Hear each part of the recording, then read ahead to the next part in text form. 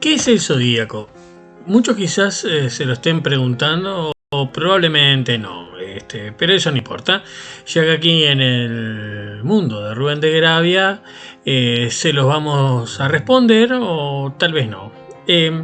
Bueno, el zodíaco es una banda en la esfera terrestre, en la esfera celeste, un anillo imaginario de 18 grados de ancho, con la eclíptica como línea media. La eclíptica es esa línea por donde el Sol se desplaza por la bóveda celeste durante el año, es la intersección del plano de la órbita terrestre. Bueno, esta banda se divide en 12 sectores que,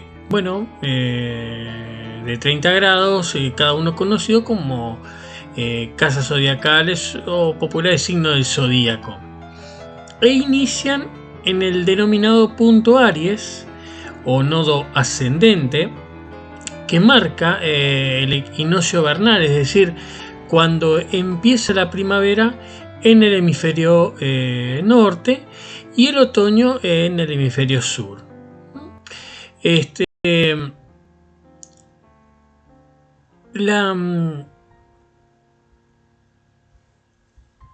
Algo interesante, en realidad, para tener en cuenta asociado al signo, es que rara vez corresponde a la constelación asociada a este signo. O sea, rara vez se encuentran en el área de la casa zodiacal que le correspondería.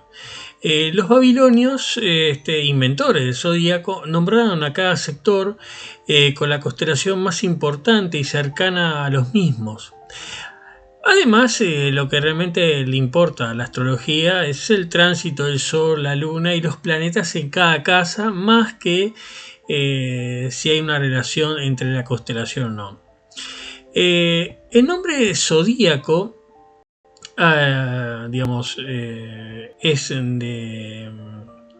hace referencia justamente a la rueda de los animales que los babilonios veían en los cielos, ¿no?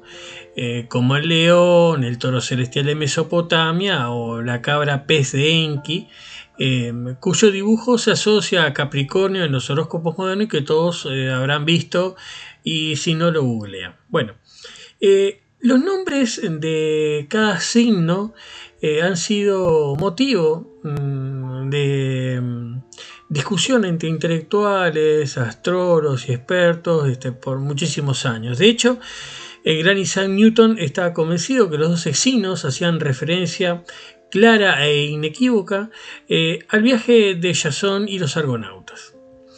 Y en cierta medida es así. Sin embargo, los signos tienen un origen babilónico y al pasar por esa cambian algunas cosas. Por ejemplo, para los griegos las casas zodiacales eran 11, ya que Libra para ellos era las pinzas del escorpión. Pero los babilonios ya lo habían registrado un siglo antes y lo identificaban como la balanza de Shamash el justo. Sin embargo, es la mitología griega la que impregna todo el zodíaco y no la babilónica. Entonces, para conocer el origen de los signos zodiacales, debemos sumergirnos en la mitología griega y no hay mucha vuelta de hoja. Punto Aries, entonces el primer signo del zodíaco es, como ya imaginan, Aries. Bárbaro, ¿no? Qué barbaridad, qué impresionante conocimiento. Bueno, Aries hace referencia al carnero alado Crisómalo. Crisómalo era hijo de Poseidón, el dios del mar, y la heroína Teófane. Este carnero fue enviado por la diosa Nefele para salvar a sus hijos Frixio y Helle del intento de asesinato que estaba pergeñando la madrastra de ambos, Ino, ¿no? O sea que desde aquella época existían los prejuicios a las madrastras.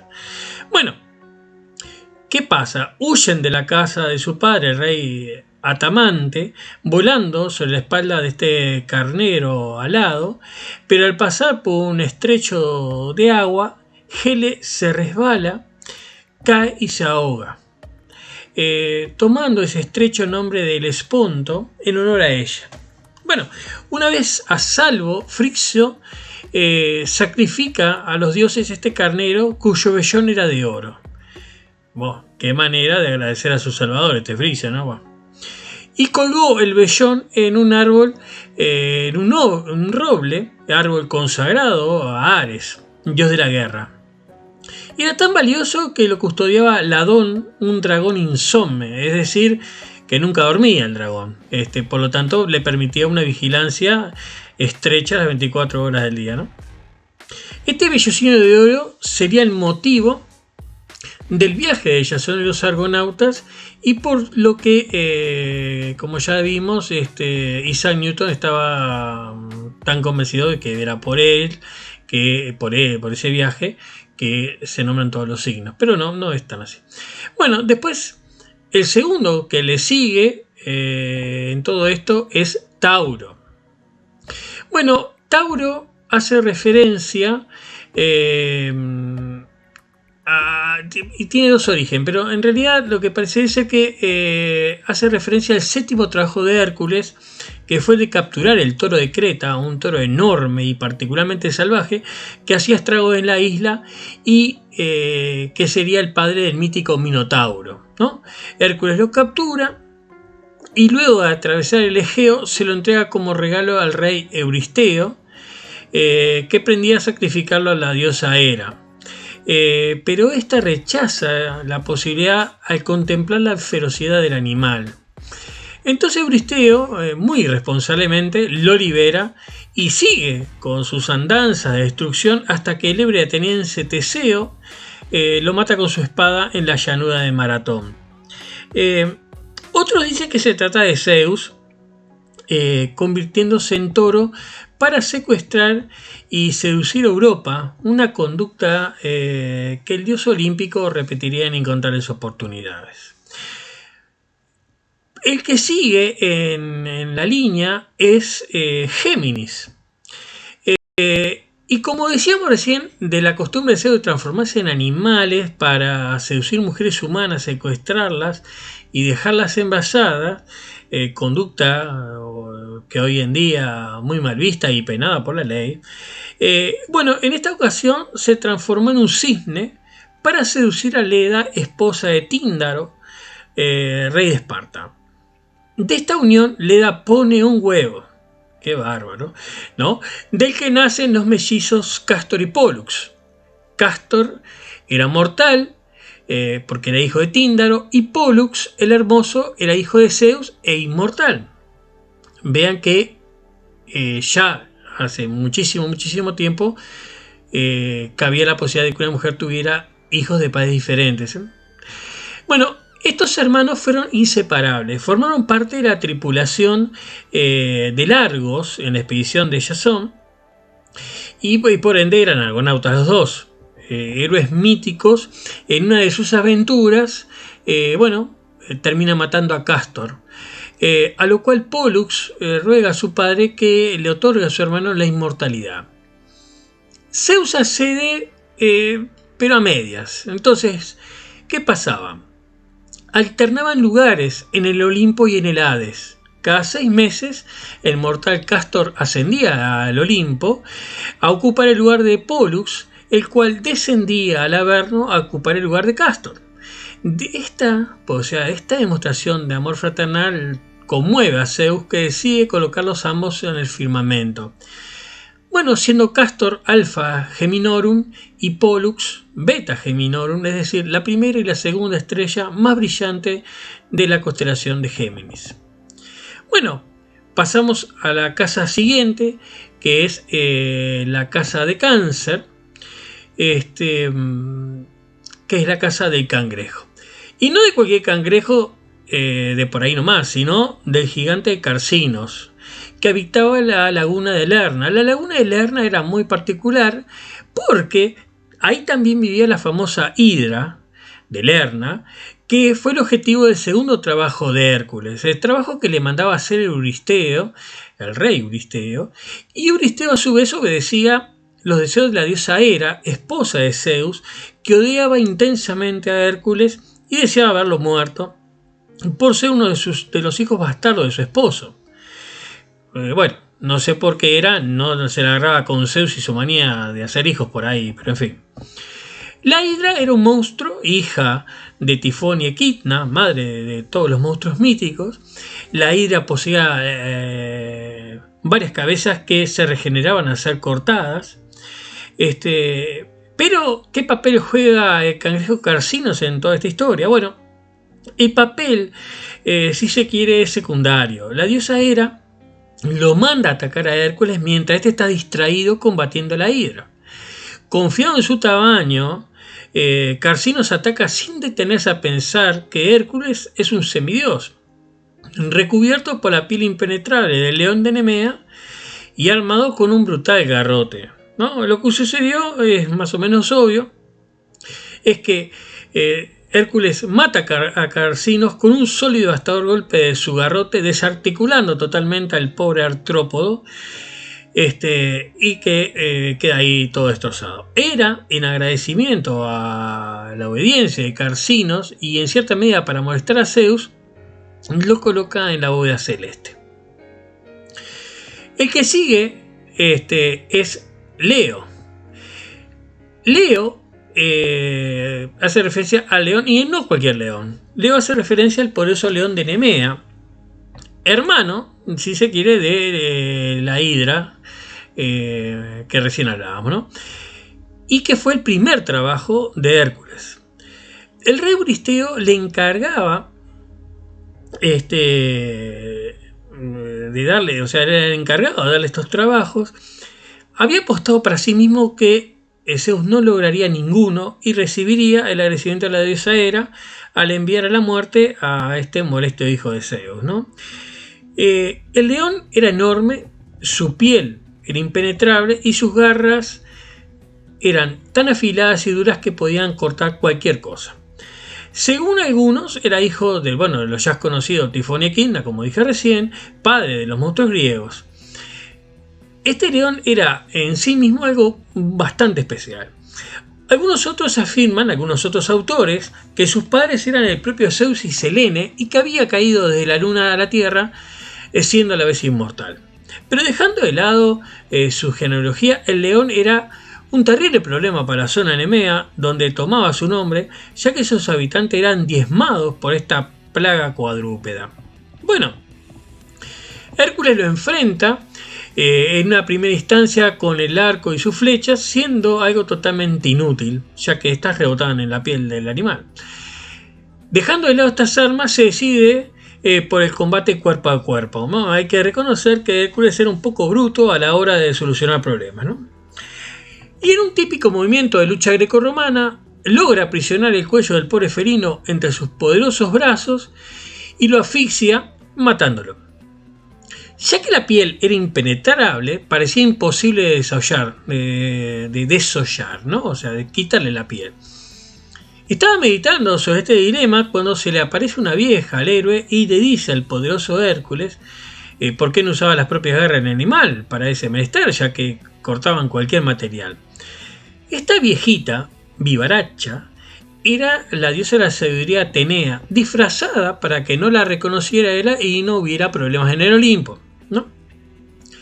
Bueno, al ver Euristeo que Hércules no solamente regresaba, sino que además usaba la piel de león en sus hombros, entró en pánico y dejó de recibirlo. O sea, lo trataba a través, se comunicaba a través de un heraldo, cada vez que le quería mandar un trabajo a Hércules, ¿no? Como quien dice, estaba cagado hasta las patas. Entonces, ¿qué hizo? Se hizo construir una especie de búnker subterráneo para esconderse del héroe. Y bueno, el león pasa a formar parte de las constelaciones astrales. Virgo es la sexta casa del zodíaco y es representada por la personificación, ¿no?, de la justicia humana. El último de los espíritus de la era dorada de la humanidad, la diosa Astrea, hija de Zeus y Temis, que era una de las 3 horas. Portadora de los rayos olímpicos, acompañó a su padre a combatir a los titanes, y era por derecho propio una gran guerrera. Al ver que su amada humanidad caía en la codicia y por ende en la guerra, no pudo soportarlo y nos abandonó volando al cielo. Aunque dejó su imagen en el, digamos, firmamento nocturno como recordatorio de la perfecta justicia y del amor que le tenía a la humanidad. Su balanza conformaría la constelación de Libra. Bueno, la que la sigue obviamente es Libra, la balanza. Y he aquí el único signo zodiacal que hace referencia a un objeto. Y bueno, no es otro que la balanza de Astrea que acabamos de hablar. Como les decía en un principio, los griegos no tenían en su zodíaco a la balanza, pero sí los babilonios. Y así como los griegos tenían a Astrea, los babilonios tenían a Samael el Justo, hijo de Amu, para los babilónicos, o de Nannar en realidad, para los sumerios. Formaba parte de la tríada de los dioses con relaciones celestes. Su balanza era la medida de la absoluta justicia pura e inapelable, a la cual todos acataban, así fueran mortales o dioses. O sea que no era para tomar a la ligera a este dios.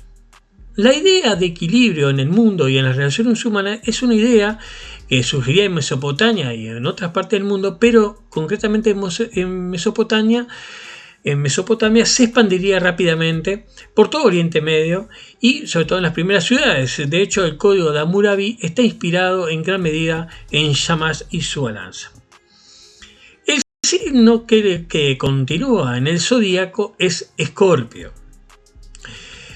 Bueno, resulta que el gigante Orión disfrutaba muchísimo de cazar y cuando se juntó con Artemisa, la diosa de la caza, se podría decir que su gran sueño se había hecho realidad, ¿no? Estaba cazando con ella cuando comentó, muy seguro de sí mismo, que podría sin problemas cazar a cualquier animal del orbe e incluso acabarlos a todos. Estas palabras pusieron los pelos de punta a Gaia, la madre naturaleza, la cual envió a un escorpión gigante a terminar con las bravuconadas de este tipo, ¿no? Bueno, al ver el escorpión, Orión estalló en júbilo, ya que era todo un desafío y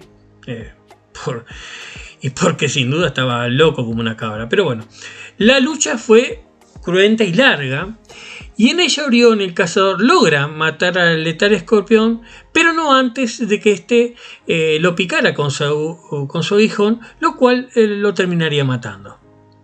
Al ver la valentía de ambos, Zeus decide colocarlos en el cielo, juntos para que no peleen. Sin embargo, están siempre corriéndose uno al otro por el firmamento celeste. Cuando el escorpión asciende por el este, Orión ya está descendiendo por el oeste de la bóveda celeste.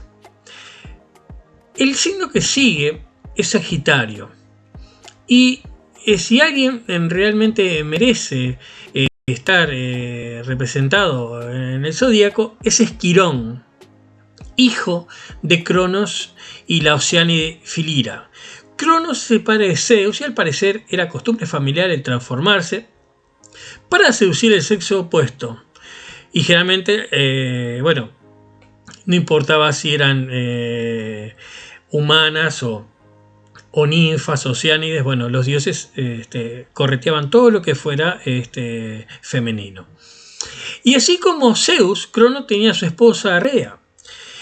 Para evitar que los descubriera, se transformó en un hermoso caballo que persiguió y copuló con Felira, que para no ser menos se había transformado en yegua para huir más rápidamente, pero no logró su objetivo, obviamente. Sin embargo, son descubiertos por Rea y ambos huyen por caminos divergentes. Rea tenía fama de aguantar pocas pulgas y a diferencia de Hera, posiblemente les hubiera roto la cabeza a los dos, ¿no? Filira da a luz un ser extraño. Del ombligo para arriba su cuerpo era humano y del ombligo para abajo tenía cuerpo de caballo. Y así nace el primer centauro.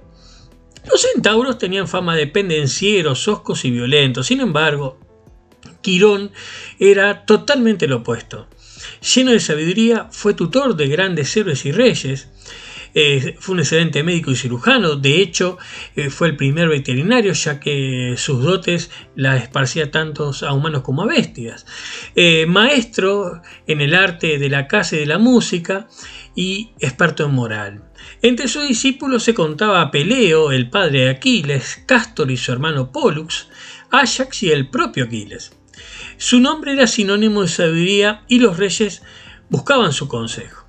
Su muerte fue un trágico accidente, ya que mientras Hércules perseguía a unos centauros con ánimo homicida, estos corrieron rumbo a la casa de Quirón, que fue alcanzado por una de las flechas envenenadas con la sangre de Hidra, de las flechas de Hércules, la flecha, ¿verdad?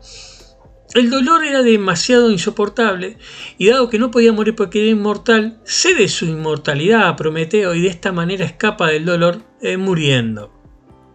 Fue colocado con gran pesadumbre en el cielo nocturno por los olímpicos como homenaje a un gran sabio y maestro. Bueno, siguiendo la línea, aparece en este top 10, o sea, top 12, Capricornio. Capricornio tiene es interesante su historia. Bueno, como dijimos, Crono era padre de Zeus, pero había un pequeño problema. Se había vaticinado que uno de sus hijos lo mataría. Y es por este motivo que Cronos se comía a los hijos que tenía con Rea. Esta familia sí que tenía problemas, ¿eh? Esa suerte corrió Poseidón, Hades, Demeter y Hera. Harta de esa conducta incivilizada de parte de Cronos, Rea, en vez de darle a Zeus para ser devorado, que era su último hijo, le dio una roca envuelta en pañales que Cronos se la zampa de un bocado sin darse mucha cuenta del engaño. Rea esconde al niño en Creta y ahí fue amamantado por una cabra llamada Maltea. Su leche hizo a Zeus fuerte, que creció saludablemente. En una ocasión, a la cabra se le partió uno de los cuernos, que no es otro que el famoso cuerno de la abundancia o cornucopia. En agradecimiento, una vez que obligó a su padre Cronos a vomitar a sus hermanos y matarlo, para cumplir la profecía, puso a Maltea en la 10ª casa del zodíaco. Y ahora vayamos a la 11ª casa, que es la casa de Acuario. Resulta que había en Troya un excepcional y hermoso joven llamado Ganímedes. En él se reunían todas las virtudes de la juventud y la gracia masculina. Al verlo desde el Olimpo, Zeus quedó embelesado por este joven y, como ya deben de estar sospechando, se transformó en águila y voló a Troya en su búsqueda. Una vez ahí, le secuestró y se lo llevó al Olimpo, donde lo hizo su amante. Bueno, hay que reconocer que Zeus era de gustos muy amplios, ¿no? Del mismo modo, lo nombró a Ganímedes como escanciador o copero de los dioses, suplantando en este cometido a la diosa Hebe. Básicamente, el escanciador es el que servía el néctar que los dioses bebían.